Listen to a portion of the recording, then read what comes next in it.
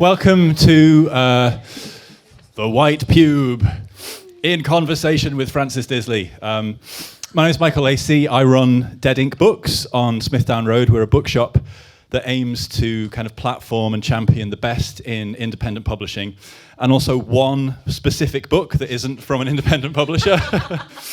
But it's very much, the White Pube are very much in the spirit of, independent creativity and not waiting to be told by some greater authority to do something, to just go out there and grab it. And this is kind of a wonderful homecoming moment. It's about 7 or 8 years ago. We were chatting earlier that the White Pube hosted a film screening here in this room called Nanny Cam, and I stood here and introduced it to about 6 people. So this feels great.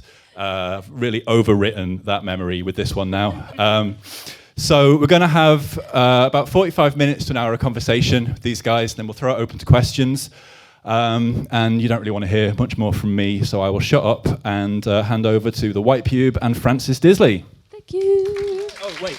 Please buy a book. The bar will be open until 9 when we finish. We've got a little stall in there. We've got books about art, lovely contemporary fiction, and also previous prize winners and nominees for the Gordon Byrne Prize, which the White Pube's book is currently nominated for. You can clap now, I'm finished.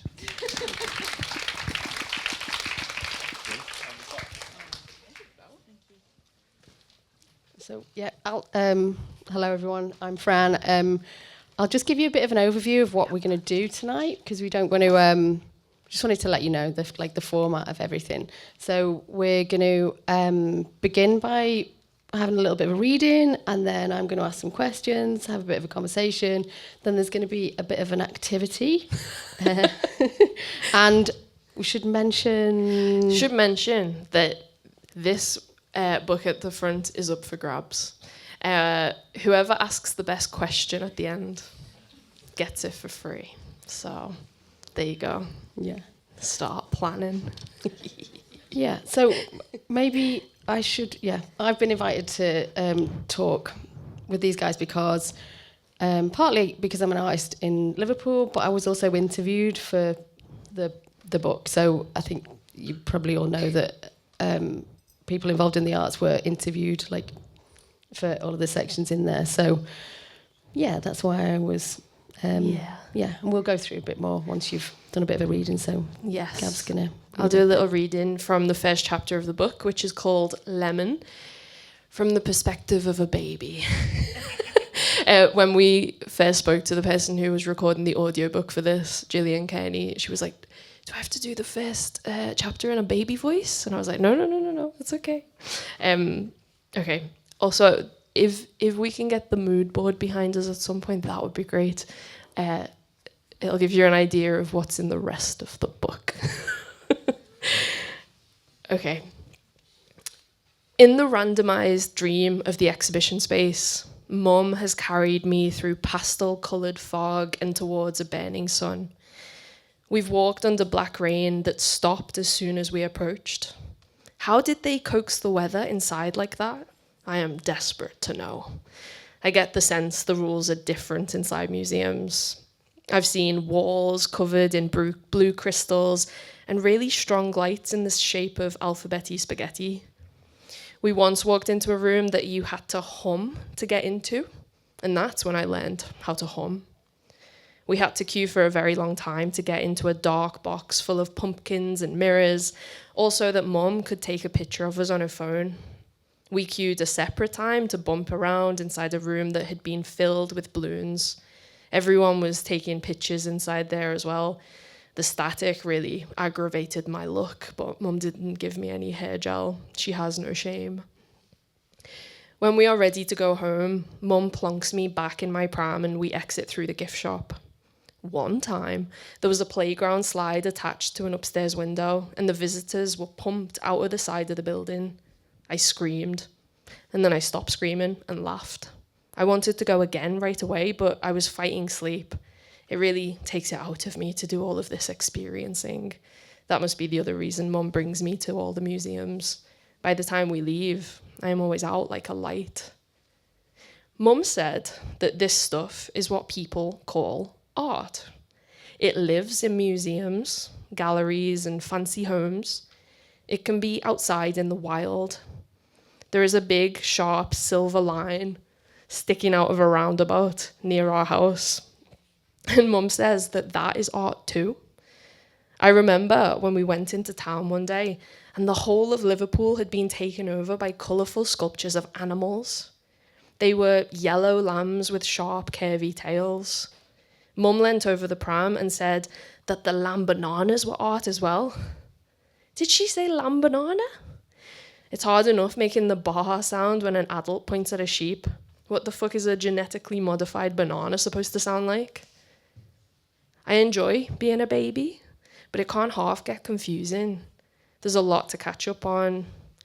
In her live bedtime lecture series on the story of art, Mum explained that there were certain people responsible for these fruit-animal hybrids. They were called artists. She said that these people, artists, made stuff up in their heads and then later made them with their hands. They shared their art in dedicated exhibition rooms and on roundabouts so that other people got to see inside their heads. And that's all well and good. But Mum delivers this information as if it is the most normal thing in the world. She takes me to museums like they are standard days out, but exhibitions are a changing alien landscape. I know Tesco. Tesco has food. I know the zoo. Not a single lamb banana in sight. In the gallery, I don't know what's going on. I know I am enjoying myself, but I am big enough to admit that I am absolutely lost for words. I don't know if there's something I should be doing. I feel like a bit of a melt just sitting there, you know? For all Mum's wisdom, she has never actually told me what to do. I have had to figure that out on my own. I have learned to make sense of the art by making sense of myself. That's the reading.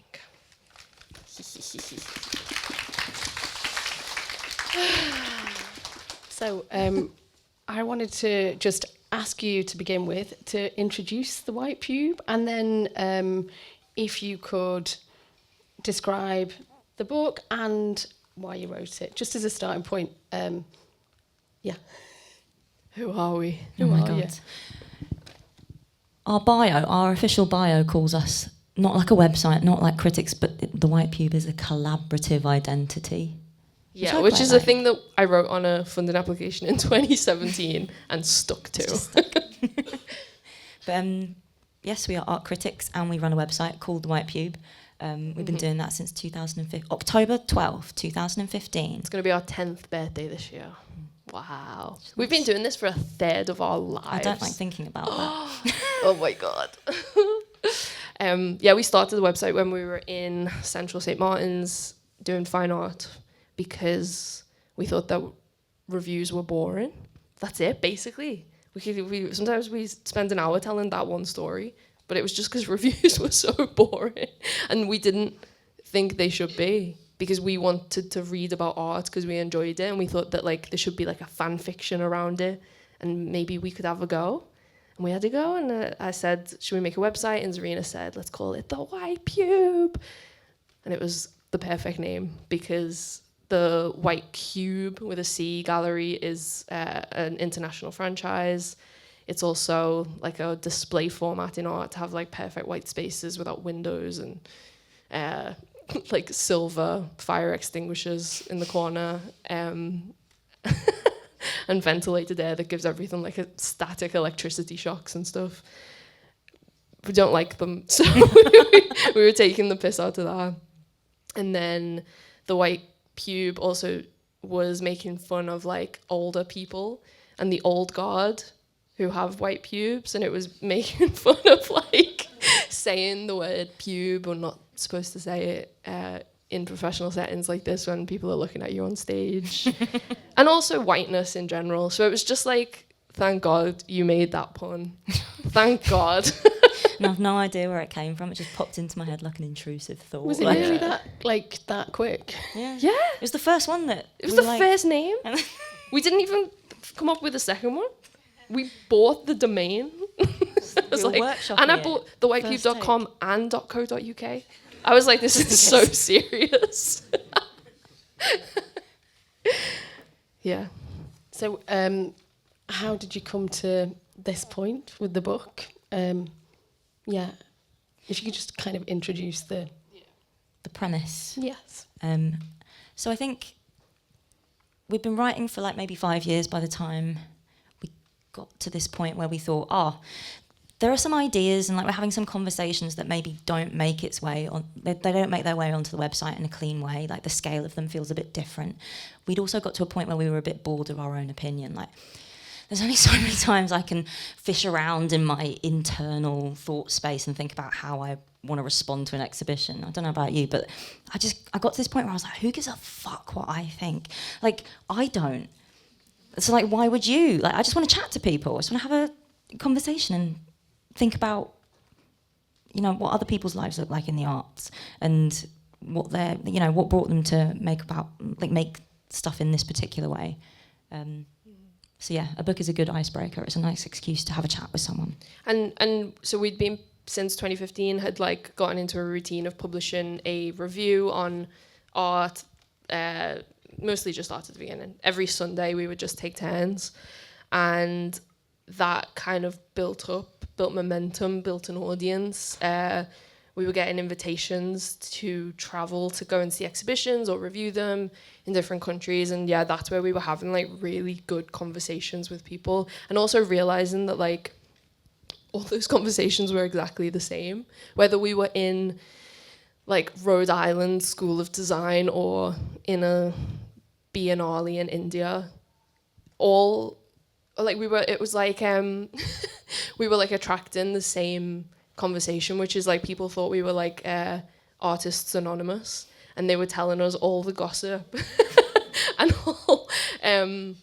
all the ways that they struggle to be in this place and to be in this game, in this industry. And it felt like we had this bank of interesting anecdotes, and that also, like, by nature of us just traveling and having more and more chats with people about money and art, that like our brains were getting like slightly bigger and bigger and bigger, and that was like an education in and of itself. So then when the pandemic started, and we were cut off from all that travel and all that inspiration, I think we realized like now we should reflect on it, and maybe the way we do that reflection is that we capture it in like the container of a book, and we share that, because we were just enjoying it between the two of us, and we were like, this is the way to do it. And for years people have been like asking us to write a book, and we just kept saying, we've got nothing to say, we're two stupid little girls, shut up. But then we decided that we went. But it's you'd started to try and test something that's a bit more fantasy and fiction prior. There's like so it hasn't. It kind of felt like it's a coming together of like these different avenues. Yeah, because some people are surprised that it's not. Yeah, that it's a work of fiction. I keep forgetting that. Yeah, because it's like it is, but it's not really. Yeah, so let's explain what the book is. Yeah, sorry. Because otherwise no one's going to have a clue. Poor Artists is those conversations we've been having with people for years. But we sat down and we decided to do like a refresher, and we interviewed 22 people anonymously, minus, now you know one of them is Fran. And we would just basically say to people, like, this is hard. Like, why do you bother? Why do we bother? Why are we like still trying to be writers on the internet? It doesn't make, I don't know. Like, why? And then we would print those transcripts of interviews, go through it with a highlighter, and sometimes it would be like one sentence from an hour conversation with someone, and sometimes it would be a lot more than that. And we would scrape it all, and we decided to relay those interviews as a story, and we would turn each anonymous interviewee into a character in the book. And then just for fun, we would put them on the moon. We would like make them a zombie or a mountain or a jester or a king, spooky man or a in ghost, castle. Dead Uber driver. Dead Uber come to driver. life. So the book got a bit weird. But I think And it's that's a what it weirdness is. that has a function. I'm here to defend the weirdness because I think a lot about, like, my sister is just a girl in STEM. She's just a girly. She doesn't want to read an art theory book about like full of references and footnotes. She just wants to read like a bonkers story that's like, this is a good time. And I really wanted to like, I thought about her a lot while we were writing because I didn't want it to just appeal to the art crowd. I wanted it to have, I wanted it to be enjoyable to read. And importantly, we started the White Pube because we didn't want to be like other critics. So we couldn't write a non-fiction book. Can't make it boring. Yeah. Some people have been putting this in the non-fiction section of the bookshop, and some people have been putting it in the Guardian reviewed it in their fiction section. I love that people don't know where to put it, because that's none of our business. We just, it's out there now. Yeah, it's just your identity, isn't it? I suppose they're just assuming. Yeah. So that's the book. Yeah. I should caveat this with I struggle to read. Like, as a neurodivergent person, I've always struggled to read, and it's like been this shameful hidden thing. But I have read it, so you'll all be glad to know that I have. There's a few things that I just want to ask you about that have really sort of amazed me about it. The first thing I wanted to ask you about is like, you mentioned in the book heartbreak. The whole thing felt really like romantic, and that's not in a that is not in a critical response to it, but it is like, it feels like a real sort of love affair with the idea of being an artist, and like the lead character has this like beautiful idea of what it is to be an artist, and it's amazing that it starts with this really like naive encounter with a child and interacting with the work, and it's this evolution of this person's experience of trying to kind of pursue this romantic notion. I was going to say, like, I don't feel like I had that romantic idea of being an artist at all. Like, I kind of fell into becoming an artist because I did a good biro picture of Martin Luther King and a good drawing of a rabbit, and everyone said it was good, and I was like, yeah, okay. And I wanted to be a dancer. But I decided I didn't like people that were dancers, so then I thought, I can do art. Like, so I can't identify with that. I didn't like roam about and moon over paintings in the Walker and stuff like that. It feels like you really believed. And I was thinking about listening to someone that had lost faith, and it was Chris Addison that was in the thick of it, saying how he had to mourn over people that he'd already lost because he'd lost his faith. It feels like a proper, heartbreak throughout the story. Did you believe? Did you have that belief or romantic notion? So I think similarly, before it was ruined. No, yeah. I mean, yeah, the heartbreak is inevitable. I think similarly to you, I kind of fell into art as well. I went to art school because MIA went to art school, and and I just loved her. And so, like, she went to CSM, I went to CSM, but I think like she represented this thing in like my adolescent mind, this way of making that like was like completely free, and like there was a romance with that.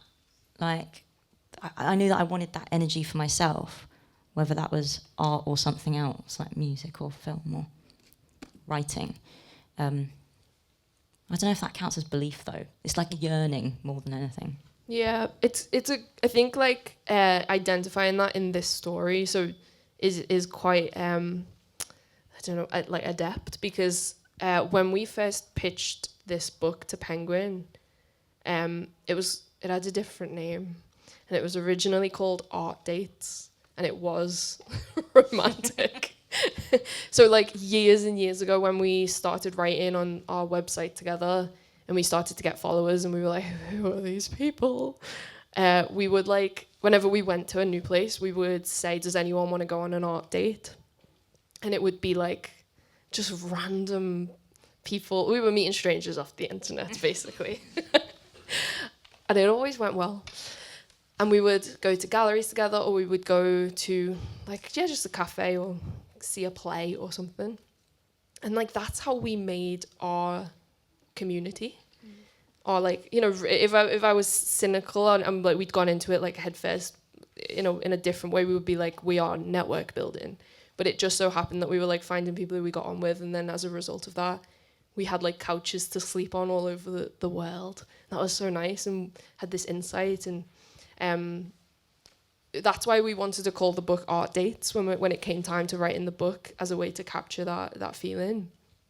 And then we started writing it, and it just got more and more bleak, and more about money instead of because it was an interruption to that belief that I can grow up and I can do whatever I want. So the main character in Poor Artists is called Quest, and we picked that name because we wanted to make an amalgamation of the two of us. We wanted to mash us together, and we were okay, what's the letter between G and Z? And do you know what? It wasn't even Q. I don't know why we counted it wrong. And we were she's obviously Quest. So the main character is called Quest. But yeah, there's a moment in the book where she says when I was younger, my mum said, grow up to do all I care about is that you're happy. So just grow up and do whatever you want. And then when I got to university, they said, all you have to do is, you have to stick together and you go into the future, and then the world told me you just have to work hard and then you'll get what you deserve. But none of it's gone to plan. And I think that belief, I did have it for art, but I think I had it for everything, because I thought if I wanted to be a scientist, I could be a scientist. And I'm glad that I had that faith to just be what I, pick whatever. It's just a shame that it's gone this way. And it's funny to bring this up because by all accounts, we've got a book out and we look successful, and it looks like the faith came through, and we did work hard and we got what we wanted, but we don't earn very well, and we seriously don't earn enough that we have all these millions of day jobs alongside it. And we have become Quest in the book. We very much become Quest, who's oh God, what am I going to do with my life? Yeah, I was going to say as well, if you take it on face value, when an artist describes the circumstances they end up in, and the things that they sort of tolerate, you could easily think that they're a sucker for for carrying on with it, that they're sort of shameful, stupid, compromised. But the book, I feel you never you perfectly describe all the steps, all the people, all the institutions that contribute to the artist finding themselves in a really compromised situation, that they've been kind of supported by all these institutions to end up in that place. It feels like a document that artists should have with them, that describes why they got to where they did, and that it's not their fault, and that they should have moved forward in the way that they did. It exposes all of the things that are problematic that are never looked at in terms of, yeah. That's such a good review. We should put that on the website, on the front of the book. Yeah. Do you see yourselves in that role as advocates for artists? The Artists Anonymous, Fran. People come to us. I think, yeah. I think we have to be. I think I see writer and artist as synonymous, just someone who makes something and tries to make a living off it. But yeah, I think we try to advocate for artists as much as possible. It's across the board in that as well, because I was going to say there's a character in it that's pretty hateful, Tunbridge Wills. It's based on a real person. Oh. But he still ends up being the victim of the organisation. So it's not yeah. It seems to be across the board. You're advocating. I think it's all rigged. We have done quite a lot of these talks now, and we end up in discussions of how do we fix the museums so that artists have a fair deal? How do we fix the government so like citizens have a fair deal? And like, that's what I've truly lost faith in, that there is a way through it and there's a way to like polish things to make it safer for people. I don't think there should be any museums anymore. I don't think there should be any governments either. I just think we have to totally start again. Yeah, you do mention anarchy in the book. Yeah. But I think that, like, having those conversations with people and identifying the way that, like, money, like, everyone's relationship with art is mediated by money. We were, like, when we were digging into, like, Googling research, I was about to say we were researching, we were Googling things, but I don't know, I came across loads of bits, like this letter from Renaissance times, this painter called Ghirlandaio, like writing letters to a monk who was meant to be, like, he got this commission to make this altarpiece for a church, and the monk was in charge of how much he got paid, and he would, you know, tell him the final artist's fee once Ghirlandaio had, like, finished the painting, and, like, the monk would assess its quality and tell him how much he deserved, and he was writing these letters to the monk, signing off things like, you know, I am but your humble, lowly servant, you know, that, just like that dynamic that artists have with institutions and the people who hold the strings of power, and like institutions that have all the money, have all the resources, and get to determine who gets opportunity, who gets money, like who gets to make a living out of this. Like that, it feels like that has been the case since art was art. And yeah, and that is what, like, that fury that things aren't fixed already, that like utopia is overdue, is what has fueled the entirety of poor artists. Because like I remember sitting like in the audience like this in university, and every so often money would come up in the talks, but very rarely. And then at the very, very end, one critic, Morgan Quaintance, came in and he did this lecture where he like put line by line how much money he earned for the first 5 years out of uni, and like the way he measured it was when his mum stopped paying for his phone bill. And it was just this like, oh God, like is this what we're aiming for? Like it was this fear and this mystery and this feeling that like of anger, that why are we still talking about it? It's 2025. Like could the people of the past not fix this? And that feeling that you've been like cheated out of something because of history is like a crazy position to be in. And I think like that letter that Zarina's talking about never made it into the book, but what did make it was a chapter from a chapter with 19th century painter Gustave Courbet, who is an Uber driver. So we interviewed his ghost, and he talks about the Paris Commune in 1873 and how, you know, for a brief period they fixed things. They took power off. They got rid of power, and there was no such thing of like people like of authorities dictating what like the lowly people did. The people just decided how they lived together. And one of those things when it came to art was that the artists controlled the museums. It wasn't curators. It wasn't directors.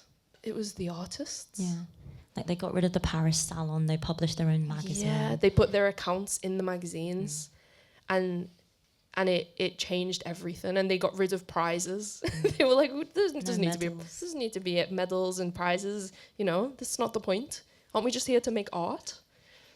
And to speak to Gustave Courbet and be like, oh, it's driven us mad. Yeah. I love the way you kind of drift off into fantasy with it. Like, it makes it really readable for me. Like, my concentration span is very goldfish-like. But I'm always drawn to things that have that kind of like fantasy element to them to keep me engaged. So there's lots of things in there. You've already mentioned some of them, like with the art tutor, that's a big sort of sculpture and mass, and like space travel and all these different things in there. And for me, that's the sort of, they're always the elements that actually ground me in the real. Like science fiction and is one of the, the best ways to talk about now and get people engaged, because you don't have to pull any punches, and people don't switch off in the way that they normally would do when they're avoiding things and think it doesn't relate to me. I'm out tapping out. So there's a few things that I found that are really not fantasy in there, that were hard to actually bear. Like there's the mum character in there. So at the start, you describe this baby experience of this enthusiastic mum that takes their toddler around galleries and describes all of the artworks to them, and the baby's describing this sensory experience and what barefoot running about and enjoying these like smoke experiences, and everything is like naive and just intuitive, and that's valued, and that absolutely killed me. It's like it's a proper heartbreaker, because I know that is the biggest fiction in the whole thing for me, is that this person could, like, for a kick-off, having your kid roaming about the floor of a gallery is not a thing. They're such hostile environments, and they're just and that experience would be valued and not made the child show, like it's not. And the gatekeepers to that the mum felt comfortable with taking them and having like being part of that like community that doesn't exist, absolutely killed me. So that was like, did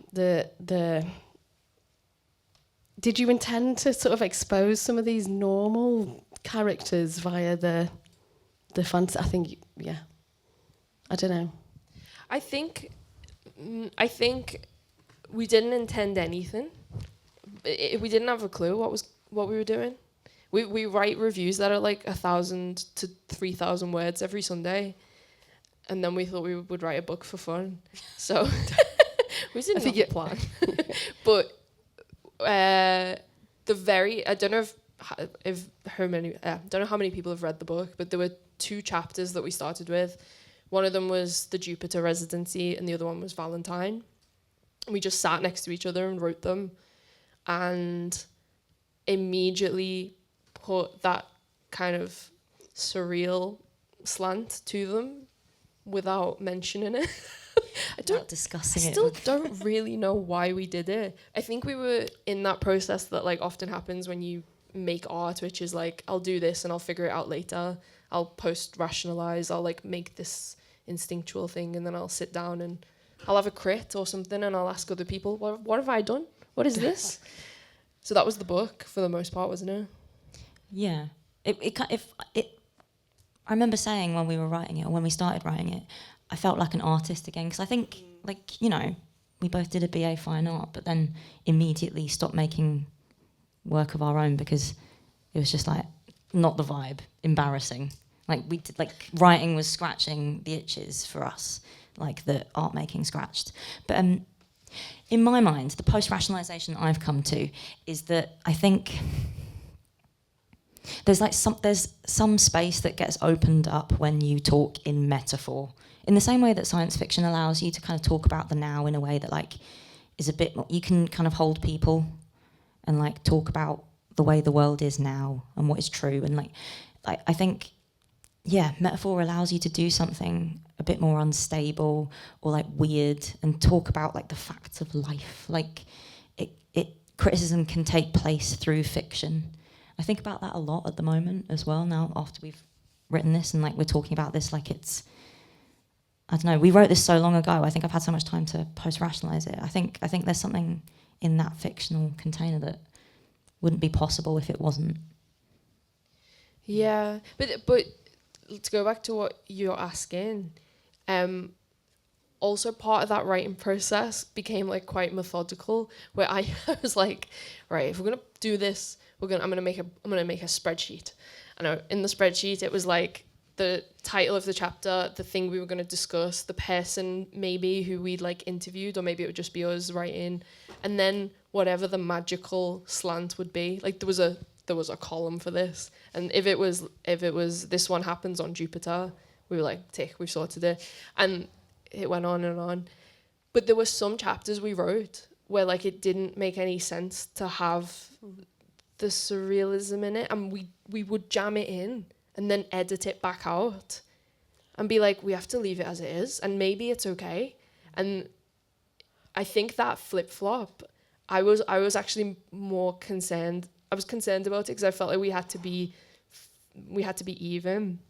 And then there was this book has been reviewed very well, like weirdly well, except for one review by Art Review, which makes sense. But they said this book is uneven.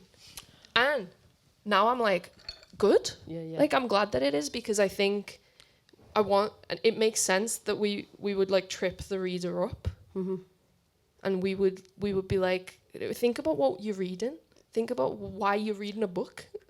I think all those different like textures to it make it less sort of monotone, and it engages you because it keeps coming in and out of that. Like you can't dismiss anything because it's not this one predictable, continuous.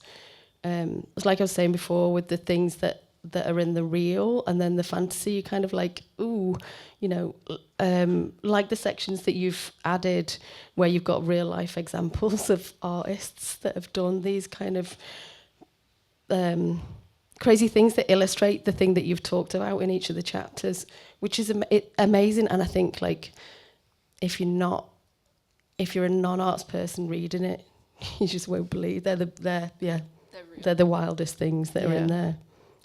Was that important? I love that like footnote to each of them. I love that's like become my favorite bit of the book. So the book is a story, but it's also sort of interviews, sort of. So it's those two things, and then I don't even know where Michael is to laugh. Okay, I asked Michael to read the book when we'd finished the second draft or something, and he didn't finish it. And I was like, oh my God, we've failed.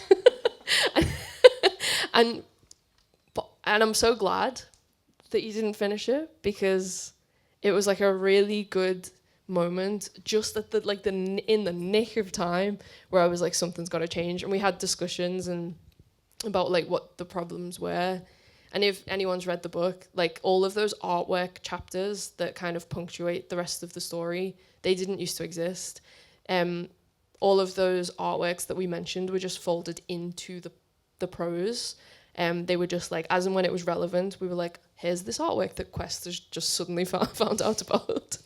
And they were like real stumbling blocks for Michael. And then we pulled, I went through, at the time it was like 120,000 words. I went through 120,000 words, I scraped it all out. I said to Zarina, just give me 2 days, give me 2 days. Scraped it all out, put it in a separate document. And then I was like, the only way to put them back in is on their own, clean chapters. And I don't really know how it will feel to read them, but it's too late. We've got so many months overdue. And we put them in. And in my head, I thought they're like Quest's homework or something. Like Quest has discovered these things along the way, or maybe she's writing this when she's 60 and she's reflecting on it, and now she knows loads of artists. And that time she was thinking about like her day job versus her art job.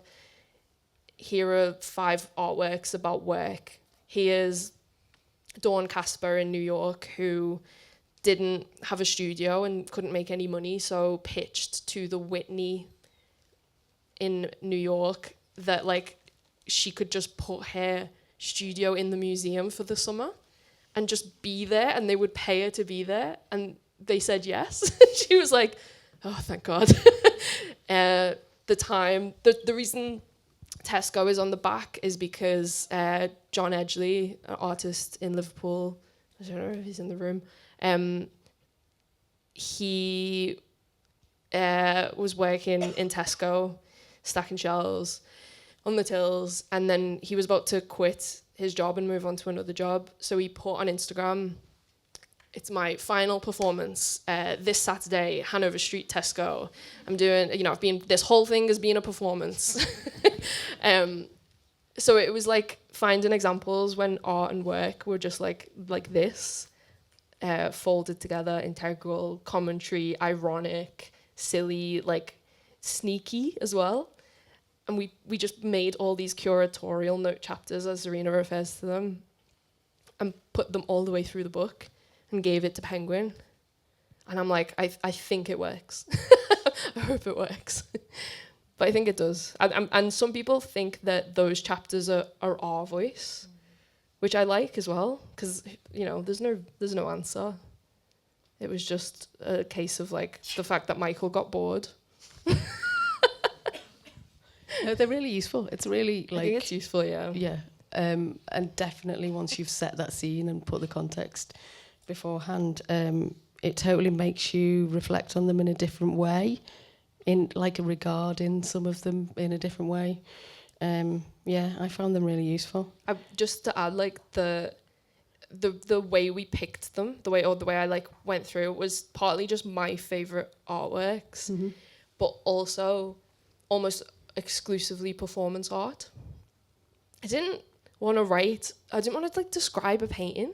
I just felt like paintings get enough attention, and actually, if I only picked examples of people being sneaky or funny or like doing like a silly active thing, then maybe it would inspire more performance art and more people to like act weirdly in the world for the sake of art.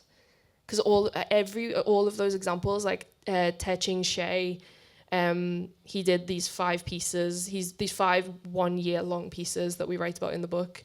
One of them was where like he checked into, like, with a time card in like an old job style, every hour on the hour from April 1983 to April 1984. So he just didn't sleep properly. Like, he became very ill, but he was doing it to make a commentary on like how we don't get a choice, how we spend our time because we all have to work. Those instances, to me, feel like gossip. They don't even feel like art. They feel like crazy gossip that is so powerful and like radical. And I wanted to put them all in one place. There's something Mo says in one of the chapters that he's in. No spoilers, but Mo is Quest's boyfriend. Love interest, yeah. And he says something about how performance art is the closest you can get to being art rather than just like making art. Like, it is a form of art making that like isn't actually making really in like the productive sense. It's like deeply anti-capitalist in that way. Yeah. I think it's so cool. Do you know what? Used to think it was like the cringiest thing anyone could do. In the baby chapter at the beginning of the book, like the baby Quest makes a joke about how like, oh, there's all these adults in like human baby grows and they keep dancing and looking at me. What are they doing? Adults are weird. But now I just take it so seriously. It's to do something rather than to make something, I think is dangerous in a good way. I'm going to jump to Mo, actually. Okay. Yeah, there's a character that you describe in Our there. boyfriend. Oh, there's a few characters that I've struggled with. And Mo felt like my conscience. It was really interesting to read. Like, they appear maybe three different chapters. Yeah, they're kind of quite political. Like, really sort of. There's like rants that he goes on that made me feel like they made me feel really guilty. I was kind of like I wanted to listen to him, but I kept like tapping out. And you even referenced that. It's like the character Mo's like, "You still with me?" And so it's kind of like, oh, I totally identify with the lead character in there when they're interacting with Mo. and it was making me think about that sort of the opting out of the political conversation, and how that's like a privilege. And I was thinking about Adam Curtis's hypernormalization when he's talking about Patti Smith and that movement of artists in the 70s to like set out for this individual like like a new wave of individualism, because they found the deprivation, the situation overwhelming. And I was just like, oh, it feels like Mo is the person on my shoulder giving me a good slap. But there's also like the neurodivergent, like, oh, you know, like that kind of trying to come back. And yeah, how do you two relate to Mo? Is Mo you? Is Mo someone you know? We interviewed Mo. Like we kind of like this. No. Mo's like 2 interviewees plus us, plus like a utopian man that we are in love with. I can't believe he's not real. No offense. Like I just. But like I think he plays this quite important role. I think, and it's interesting that you say that he takes on this role of your conscience, because I think that's the dynamic he has with Quest. She kind of paints herself into a corner. Again, no spoilers, but like she finds herself in this situation that she's not quite happy with, actually, and she can't really get herself out of it, but she doesn't know what out of it looks like. But then he jumps in with all this new knowledge about ways out and like ways to avoid all the sticky parts of the floor, and how to, like, say, actually get rid of the floor entirely. And I think so much of the book is written from Quest's perspective, where she is quite naive and like encountering the world brand new and telling us present tense, real time, how it feels to be in a body in these situations. And it kind of, it I think reflects the way that we encountered anarchism as a thing, like as an entire political philosophy that lays quite well up against like art and artistic practices. And yeah, just like having someone come in and be like, you know, this exists, and like this is something that has solutions for all of the problems you find yourself butting up against. It, yeah, for Quest and for us, and it was that conscience, and yeah. Yeah, and I a lot of the chapters in the book are like quick and snappy and readable. We had said to Penguin, like, it'd be fun to write a book that we would want to read when we were 18, about to go to art school. Like, that's who I'm writing to. Which, as a side note, was really funny, because we did a talk like this in CSM in November, and a girl came up to me at the end, and she was Scouse, and she was like, oh, I'm gonna ask for this for Christmas, and I was like, please do, because you are me.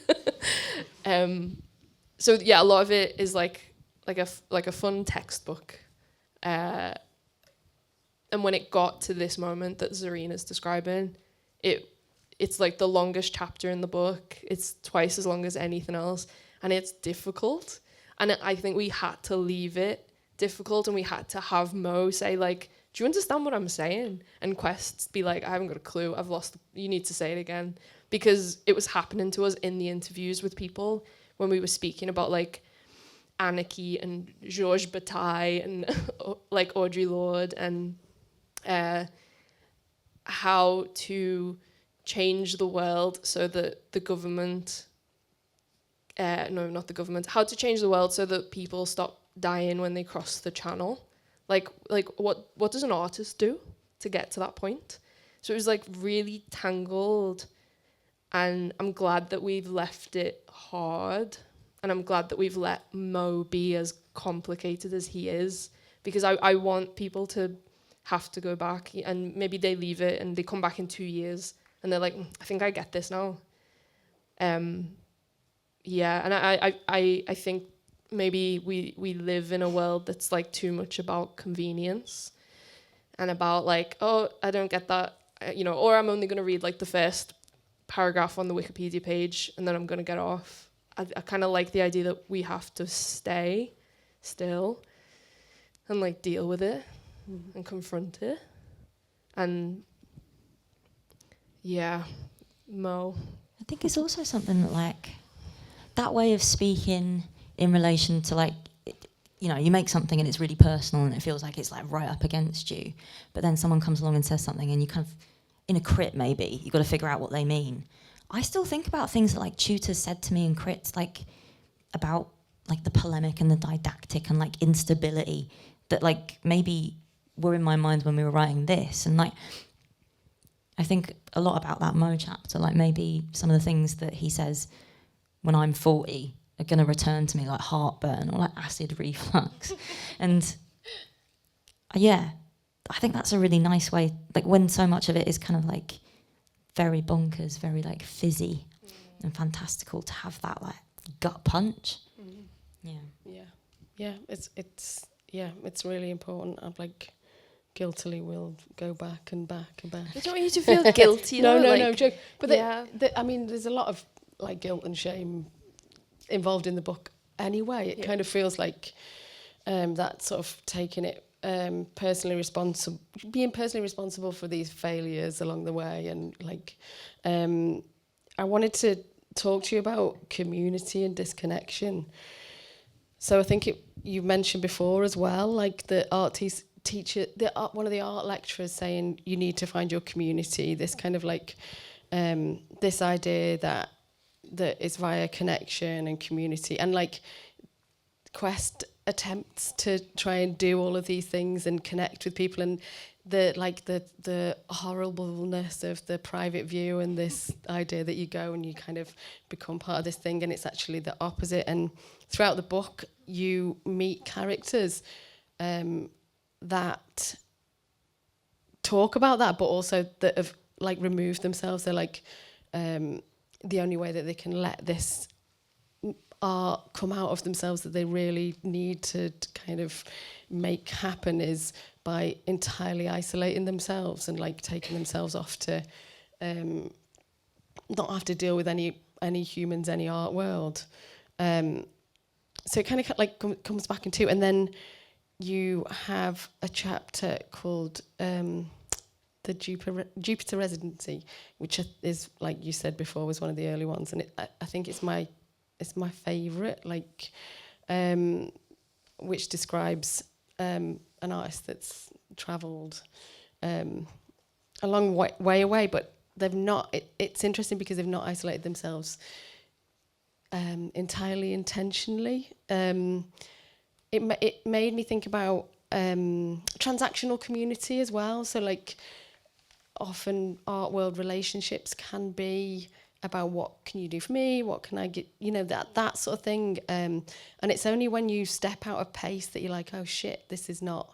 I was thinking about like being at university and getting the flu and thinking, oh shit, I'm stuck in my room. Like this community doesn't give a shit about that because they're just going to carry on doing their thing, and it's not like, it's not real. And I think that the description of that also talks about how it's kind of been buzzy to talk about slowness in arts organisations for a few years, this idea of like slow practice and supporting slow practice. But when you put it to the test, it's really often not the case that that's tolerated, because there's all these things that we accept as normal that don't fit with that. Like trying to get artists to do all of the illustration and make the website and appear tomorrow to talk to someone and all of these things, because you're locked in and it's you that's on show, and if you don't do it, it's total jeopardy sort of situation. You have to do it, and it doesn't fit with people that need warning, need time for these things to brew. I think like I work a lot with the more than human and things that grow, and I find it hilarious now, because I'll get a commission and be like, oh, we want you to do this thing in December, and I'm like, well, that plant only grows in August and it's not part of the art world, so it won't accept your like demand for it, so it kind of feels like a nice pushback. But this idea that like slowness and tenderness cannot, it's a good test. It's a good test. But I love the idea of, I think the character that's speaking says something about them not being comfortable to share their work with people that are non-disabled. And I love that. it's kind of like, yeah, you're not going to get it. Yeah, sorry, I don't know what the question is in there, but like your relationship to community and alternative communities and how they sit within the, yeah.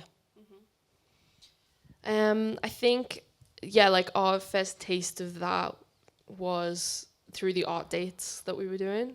It's funny, the flu thing happened to me as well. I was sick in a stupid little room in London and no one did anything. I was hallucinating that the quilts were moving. How sad that like even the people I lived with just didn't react or respond. Anyway, it's sort of not a surprise. I think people don't know what to do when someone else is ill. They've got no like guide rope. They wait and they ask the sick person what you need, and sometimes the sick person is like too sick to articulate that or know themselves.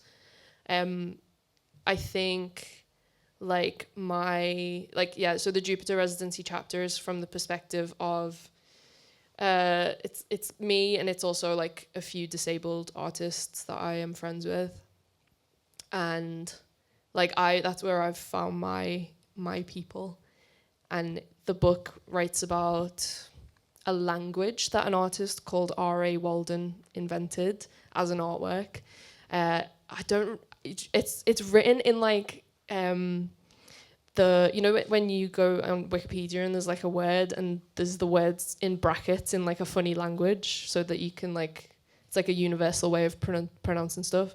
The whole language is written in that, so I don't know how to say what the language is called. I'd have to put it through a generator. But anyway, this artist, R.A. Walden, created a language that, so each word speaks to like a different element of the disabled experience.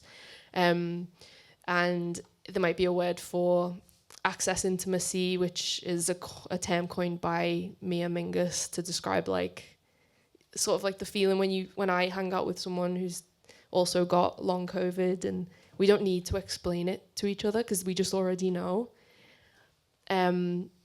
That's where I think for me that's where I've found people, because I think when you close the differences between you, that's what I need from people now. I think we've closed the difference between us in a different way, and when it comes to like the White Pube, for years we just had like all of these people on the internet. We just hit 100,000 followers on Instagram, which is such a joke. We've never used like a single hashtag. I don't know how people found out what weird stuff we put on the internet. But for years, like that didn't feel like community, and it felt like a waste. And I think the reason for that is like Instagram and centralized social media platforms are like not built for people to have collective, shared, safe, like secret den treehouse experiences. They're built to have like, to be like individual places where you like fall into quicksand and then get sold like a quilt. And you're like, oh no, I bought this quilt by accident. So like in 2020, I started to write about video games. I promise this as a point. Started to write about video games because all the exhibitions were closed and I was in the house. And then I found like all of the game readers, people who were coming to be like, I've read this week's game review, blah, blah, blah. They wanted somewhere for us all to hang out, because I think gamers sort of do have a better sense of community and fandom than the art world does. No offense. Like, I just think like art people don't get as like fanatic about art. They don't wear that much art merch the way gamers do. So the gamers were like, we need Discord. Make a Discord. We need to play Among Us now. So then we create a Discord server to play Among Us. And like it's like this huge thing now where like the people on there are like best mates. So then we made a second Discord server for the people who don't play games. And now in my head, that's where like the White Pube. So when people say like, what is the White Pube? I think the White Pube's us. The White Pube is the website. The White Pube is like the book. But now the White Pube is the community who share resources, who share opportunities, who hire each other for jobs, who are like, oh, can anyone read my application? Because like I don't have anyone to check, there's no typos. This is what my cat looks like. Like, it's really like made my experience of being on the internet better as a result of moving away from centralized social media. We did Secret Santa. We've done Secret Santa like 3 years in a row, and now we're doing Secret Snackta, where we send each other snacks from our local delicacies. So I send table chocolate for the Liverpool chocolate. Yeah. Anyway, that's my answer. I think we need people to get through this. And for me, it's actually just become like the most important part, most enjoyable part. Yeah. I suppose that's like about what's perceived as valid relationships as well, and like how they should function. Yeah, like yeah. I think it's time for bingo. We kind of wanted to do a little activity. Shall we say what the... So, the prize. Alright, let me just explain this. For years, we've done bingo cards that are just like silly little things, like degree show bingo, all the things you see in a degree show, or things like that. This is a poor artist bingo. I don't really know how to do this because I haven't told any of you to get a pen. So I'm just going to read them out one by one and then mentally make a note. And if someone has every single one of them and is brave enough to put their hand up, then we have a prize of £20. We've got a £20 note. If multiple people put their hand up, then we'll do a whatever that thing's called where you have to pick one person. A sudden death thing. But yeah. To be clear as well, this is my Eid money. So you're Rob and Zarina. No, it's good. I haven't spent it since it's been You deserve it. Okay. So poor artists, bingo, square number 1.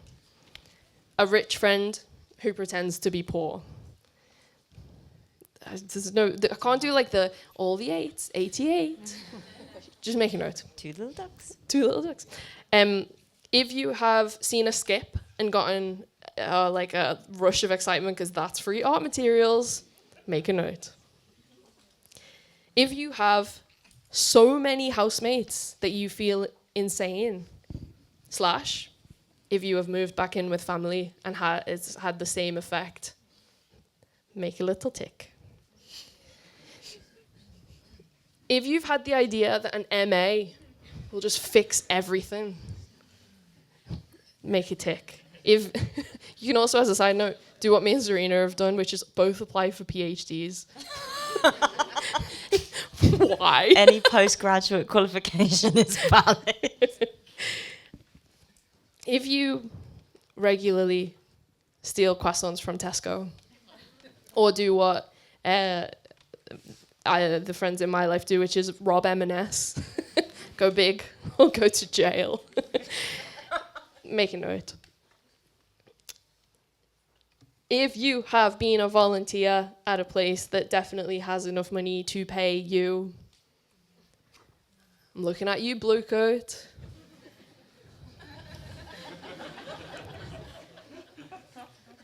If you've been rejected from DYCP, Arts Council project grants, anything else the Arts Council says, waves a carrot in front of your face, woo, make a note. If you thought moving to London would fix everything, make a note. The next one is because this is my living hell. If you have gotten artwork that you store at home out of the cupboard and it's covered in mold, or maybe like other pest damage. I've heard actual artists represented by commercial galleries tell me that the mice in their flat shares have bitten holes through artworks. No. Make a tick. If you didn't make enough to pay taxes this year, last year, one of the years. Me too.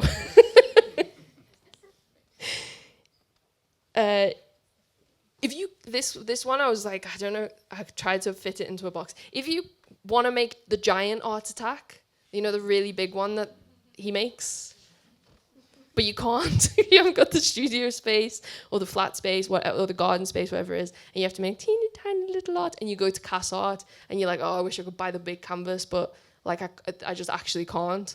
So you buy the little one. Make a note. If you have applied to a suspicious open call that you had to pay to enter, that you also thought would fix everything, then please make a note. If I don't know anyone who hasn't done the next one. If you have used someone else's take card to get into the exhibitions, I think like 5 people have take cards, and that we all just borrow those 5 people's take cards. Make a tick. If you have a non-arts job / multiple, please make a tick. If you have waited 3 months or more to be paid for a job that was like £100 and you're like, why did I just keep the money, then make a tick. And then finally, if you have applied for teacher training, because then that'll fix everything in a new way, a permanent way, and you've given up and you're out, then please tick the last box. If anyone, I tried to make them slightly varied in case, so there was like, not many, has anyone got all of them? Is there only one person? You Full house! We don't have to do sudden death, which is good because I didn't really know what to do you for want it. your 20? Woo! Yeah. Thank you.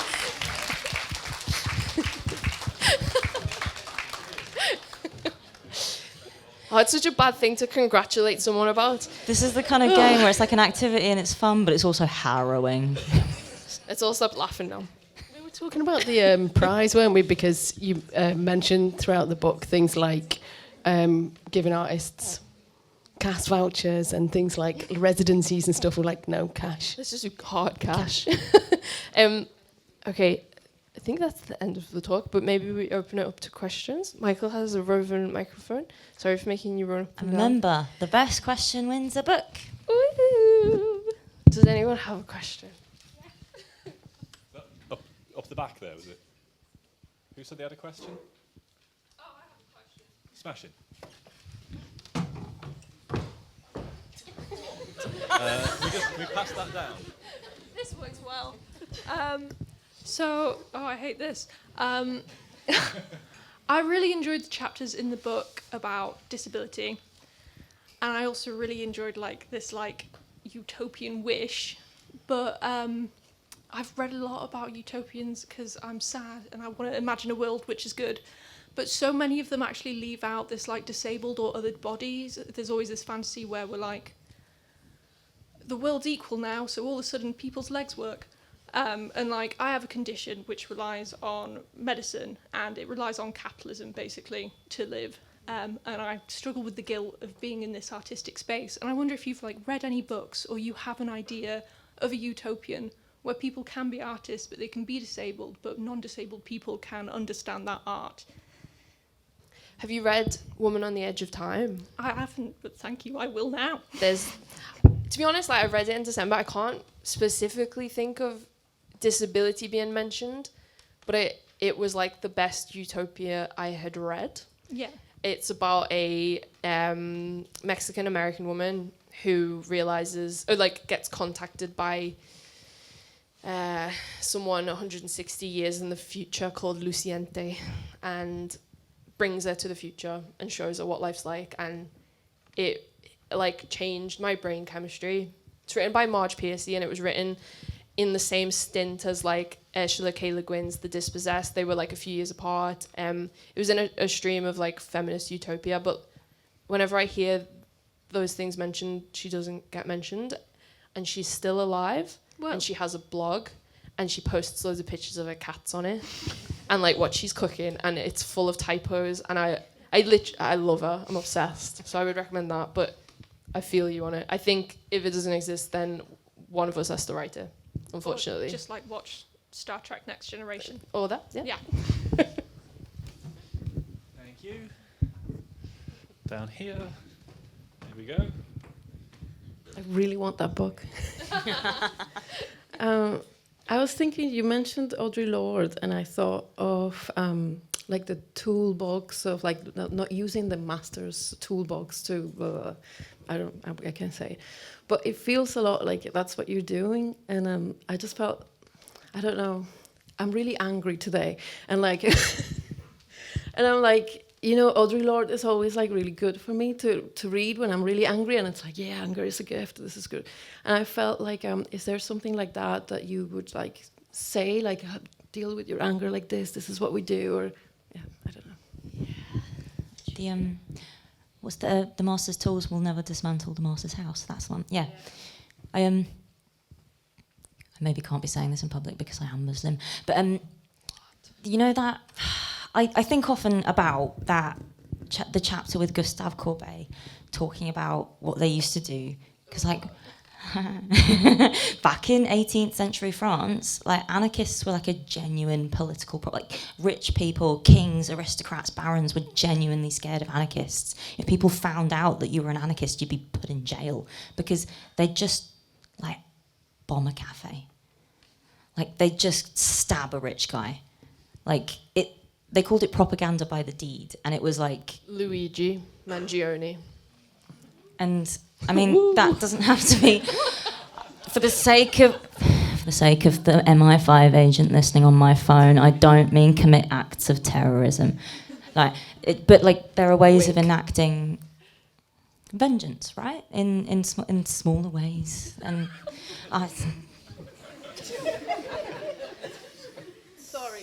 No, I say it with my chest. Like, don't worry. I lost the book now. No, I say it with my chest. Like, that's where I think that anger should go, because I think anger is a really interesting and powerful political force, and like, it has a role in society. It's productive. Like, destruction is an act of creation, in the same way that, like, I think it's important to have places to put that anger rather than just like holding on to it. Yeah. I say it with my chest. Do murders. Yeah, sorry. Didn't realise how close the microphone was to my mouth. Thank you for everything that you've shared today. I'm also interested in like the art of criticism and how you probably have to dance a lot to secure funding and employment and money, and how do you ever feel like you have to compromise being honest to still maintain a job or a gig? And lastly, like, what do your parents think of your career? My mum's here. Hello. Give the mic to my mum. What do you make of it? Caroline, what do you think? My daughter is not a liar. Okay. I think, like, yeah, I don't think we have compromised our values. The jobs that we have said yes to that were the most contentious, we chose because they were in a critical capacity, and we believed that when we got into the job, we could say everything we wanted to say, and therefore, like, we were getting paid to do what we would do anyway. The contentious job that I'm referring to is we were paid in 2020. We were hired by like Festival 2022, which were the Brexit Festival people, for 12 days consultation, and it was, I swear to God, paid £6,000 each, £6,000 for 12 days, and then we went into the work. Like it was Zoom times, and we told them everything we thought about the Brexit Festival. And after 3 days, they said, we're going to terminate your contract, but you can keep the money. And I was like, okay.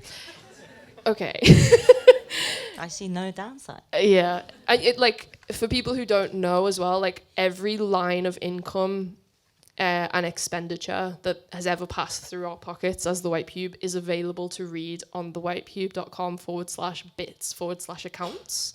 Like all our money stuff is there. My day jobs as well, because I get Yeah, Serena's day job is all on there as well. But yeah, mostly I would say no. I don't think we do, which but that's why we don't earn much money. Let's be clear. That £6,000 was a one-off. It'll never happen again. So this could be like a really stupid financial decision. Like we're not, Like the book stuff is really interesting as well. Like people have said to us, like, I can't believe you've worked with Penguin, and I'm like, the book wouldn't exist without it. We made a book proposal. We met an agent on a train. She took the book proposal to like 5 different people, and then they all wanted the book.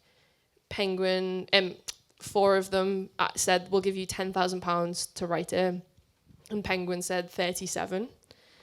And the 37, just for context, I can't believe we haven't spoken about money in this detail all the talk. This is my favourite subject. The 37, 15% of it went to the agent.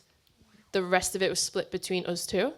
It was then split into 5 payments. One when we signed the contract, one when we delivered them the book, one when the hardback came out. In October, the paperback will come out. And then I don't know what the other one is. I feel like I don't remember. So then we had to go with them because like we couldn't have afforded to write a book otherwise. And to their credit, they never said no when we wrote a book about blowing things up. So it worked out okay. And then also, which is I think interesting, when you buy this book in the hardback form, it's like 20 quid, I think. Oh, I've drank so much Coke. £2.50 of it goes to us. £2. Someone said, Jesus, £2.50 of it.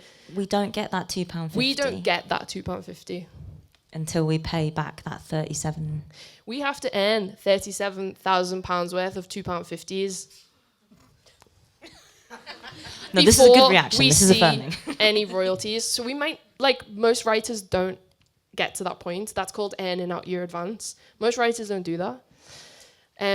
So this is just like fun at this point. Like this is like doing a book tour, which seems so official. Is like It's a big achievement. Yeah. This is nice. It's just silly though. Yeah. It doesn't like money wise. It's not. I genuinely, when Penguin said they wanted the book, I was like, my life has changed. I'm gonna buy a house. Same. I cried. Like none of that happened. My landlord has been getting the rent every month. She got my advance. Oh. So yeah, there you go. She didn't spend it on fixing the windows either.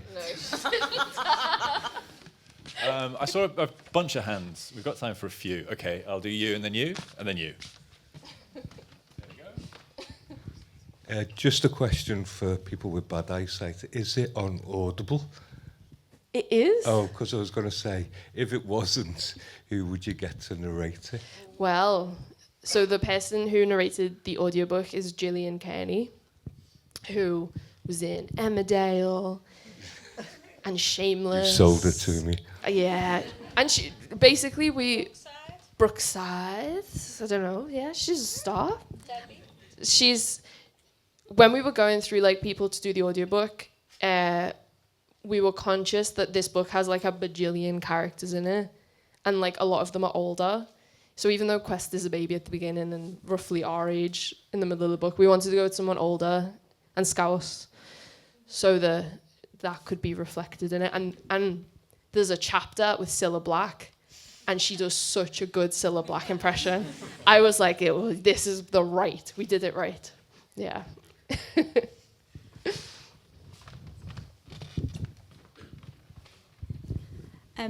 My life flashed before my eyes when I saw the teacher training on the bingo. I took that really personally. But like teaching is known to just be suffering, like non-stop suffering forever. why do you think that we're drawn to switch to teaching when you're going from one form of suffering to another? Because it can't all just be, I'm changing lives out here. We all know it's suffering either way. So, right, okay. This is interesting because in September I applied for a job at an art school. So now I teach. I'm an associate lecturer at Chelsea College of Art, and I don't have an MA, but I've wangled my way into the job.